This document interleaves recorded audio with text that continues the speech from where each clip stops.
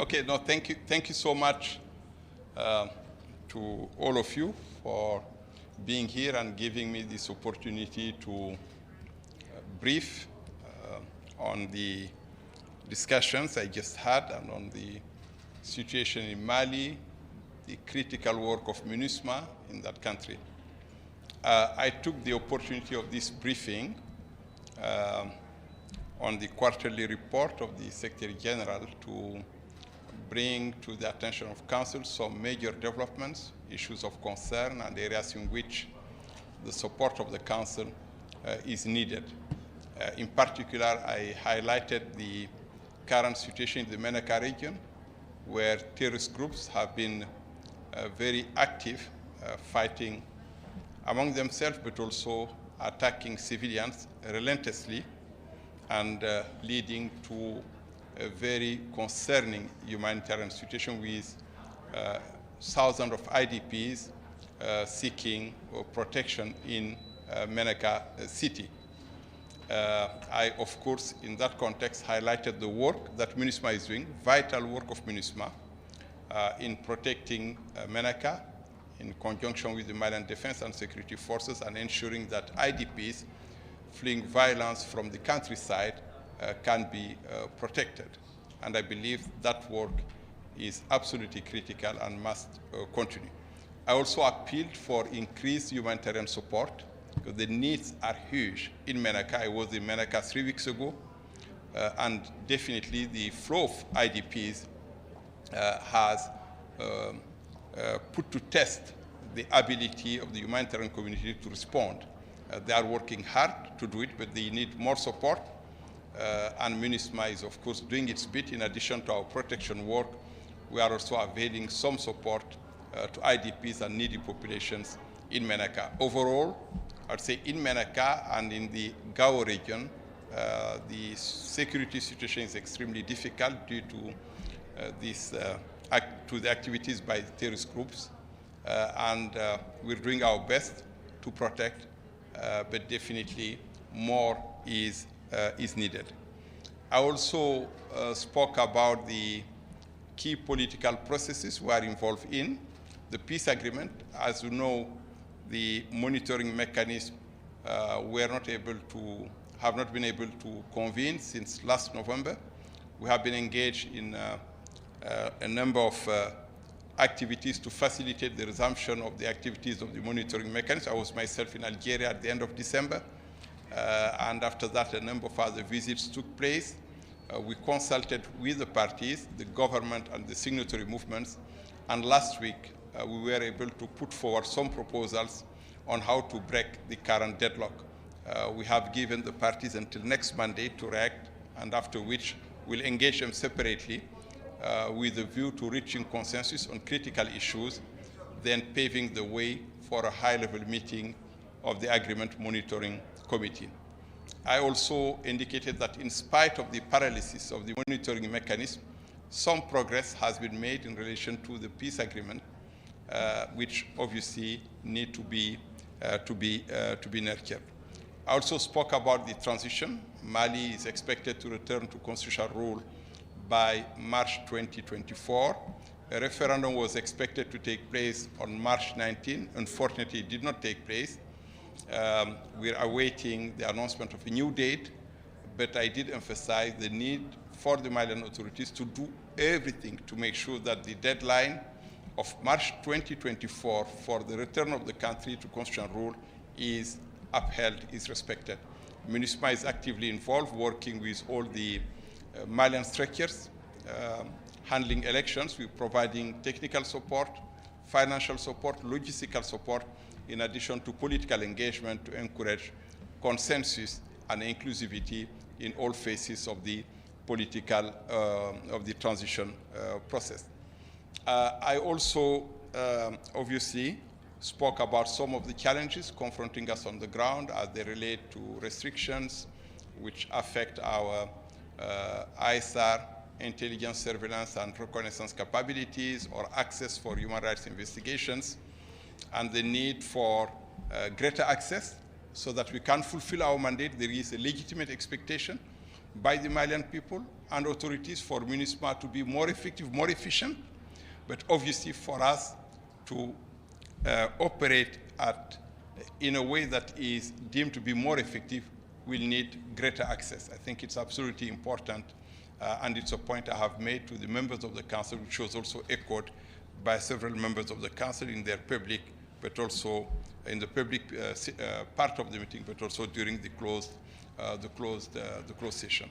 The issue of the review came up, but as you know, discussions on mandate renewal will start probably pretty soon. A number of options were put forward along with parameters whose fulfillment will make it easier for us to work. We look forward to that. But I did indicate that the mission plays a vital role in Mali and that every effort should be made to provide it with the resources, the capabilities it needs to be of support of the Malian people in their moments of need. These are the few points I made, but obviously I'm at your disposal to respond to questions.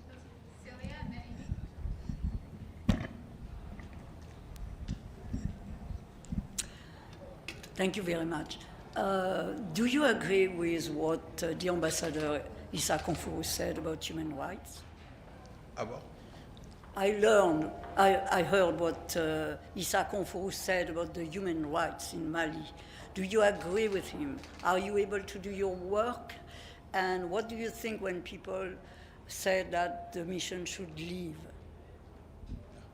Well, let me start first by, I did refer to the vital work of the mission on the ground. I gave the example of Menaka. I could give the example of the central regions, Mopti, but also the far north, Tombouctou, and so on. I think the mission does a commendable work in the field in support of the Malian people in terms of protection, support to state authorities, local and national, but also in terms of capacity building and so on, not to speak of the work we do in areas linked to gender, human rights, and so on. I think that work is there and is reflected in the report of the SG for this quarter. But I did also say, and it's a point that the Secretary General made in the internal review report, that our ability to operate depends also on the level of cooperation we receive from the Malian authorities. The higher that cooperation is, the more effective we are, hence my call to them to facilitate our work when it comes to access, when it comes to human rights investigations, and so on. But these are issues on which we engage the Malian authorities on a daily basis, and we continue to engage them. And hopefully, through dialogue, we'll make some progress. Thank you very much, Edith Lederer from the Associated Press. It was clear from what we heard today that there are serious differences among council members on MINUSMA, the future, and what's going on in Mali. You yourself have mentioned that MINUSMA is understaffed, basically. How concerned are you that the council could either reduce the number of peacekeepers in Mali or even decide to possibly terminate the mission? Thank you so much.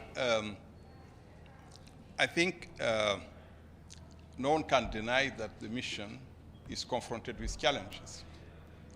To start with, to operate in a territory as large as Mali in the current security conditions is not an easy task.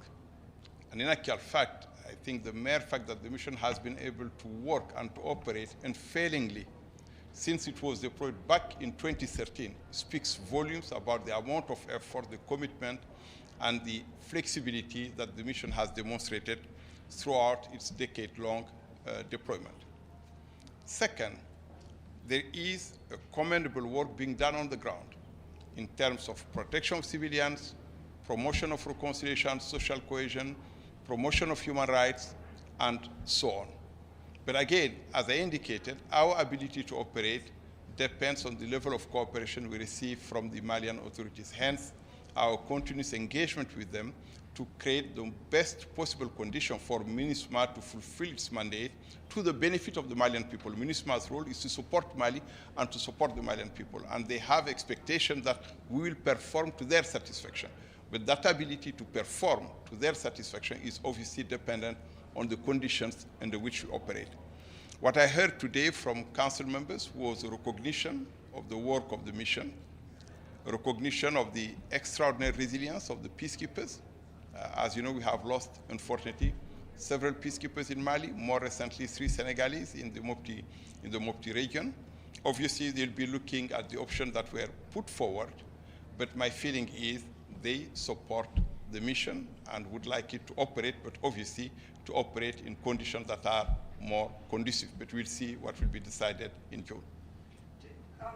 Did you hear anything from the Malian ambassador that gave you confidence that the intelligence and other operations that they have thwarted will now be allowed? Yeah, we have been engaging them. I think I did say that we continue to face challenges regarding the operations of our drones. It's a matter on which we have and continue to engage the Malian authorities because they are critical for the safety of our peacekeepers, but also for the execution of our protection of civilian mandate. We are yet to arrive at a situation that is satisfactory.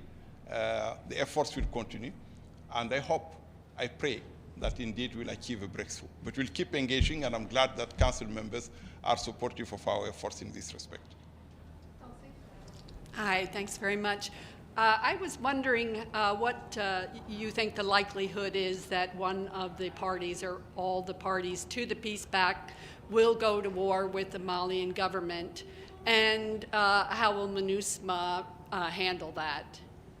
Well, our role first is to oversee the ceasefire and to make sure that there is no war.